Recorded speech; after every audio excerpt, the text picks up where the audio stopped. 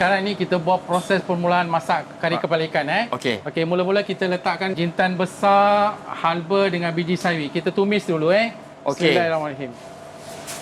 Okey, ambil yang ni, daun kari ni. Oh, dia memang meletup macam tu Kita tumis, ambil bawang. Ah. Yang ni portion ni lebih kurang 3 kilo ni. 3 kilo. rempah. Okey, yang ni kita tumis dulu. Mana datangnya resepi kari kepala ikan ni? Saya belajar daripada kawan saya. Hmm. Okey, kawan saya yang mengajar. Okay. So saya ikutlah cara dia masak macam tu. Ni rempah Ni rempah ni kita dah siapkan. Okey, kita letakkan terung ya. Santan Last kali istimewa kepala ikan masuk kepala ikan.